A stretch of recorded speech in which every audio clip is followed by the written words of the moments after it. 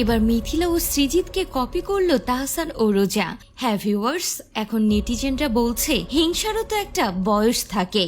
কলকাতার পরিচালক সৃজিতকে বিয়ে করার পর বেশ সুখেই সংসার করছিলেন মিথিলা। একসময় ভাইরাল হয়েছিল তাদের হানিমুনের বেশ কয়েকটি ছবি। সেই ছবিতে দেখা যায় সুইমিং পুলে মিথিলাকে আদরে ভরিয়ে দিচ্ছে সৃজিত মুখার্জি। ঠিক কিছুটা একই রকম ভঙ্গিমায় ছবি তুলল এবার তাহসান রোজা। সম্প্রতি দুজনে একান্ত সময় কাটাতে গিয়েছেন রোজা ও তাহসান খান। সেখানেই সুইমিং পুলে স্ত্রী রোজাকে কোলে নিয়ে ক্যামেরা বন্দী হয়েছেন তাহসান। আর এই ছবি প্রকাশ্যে আসতেই অনেকেই এখন লিখছেন সৃজিত ও মিথিলাকে কপি করলো তাহসান রোজা। হিংসা করারও তো একটা বয়স থাকতে হয়। মিথিলা তাহসানের অনেক বয়স হয়ে গেছে। মিডিল থেকে রোজা আহমেদের বয়স প্রায় অনেকটাই কম। তবে কি তাহসানের দ্বিতীয় স্ত্রী মিথিলাকে দেখিয়েই এমন ছবি পোস্ট করলেন? অনেকে তো এমনও মন্তব্য করছে যে স্বামীর হয়ে প্রতিশোধ নিচ্ছে রোজা আহমেদ। দ্বিতীয় বিয়ের পর তাহসান খান প্রেমিক হয়ে উঠেছেন। দেশের বাইরে ঘুরতে যেয়ে স্ত্রীর সঙ্গে বিভিন্ন মুহূর্তে ক্যামেরা বন্দী হন। কখনো স্ত্রীকে সঙ্গে নিয়ে বৃষ্টিতে ভেজেন,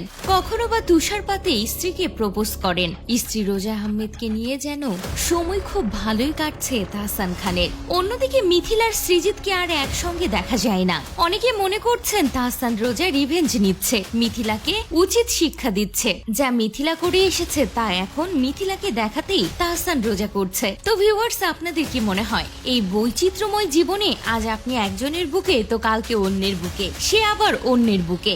এই বিষয় নিয়ে আপনি কি বলতে চান অবশ্যই কমেন্ট করে জানাতে ভুলবেন না।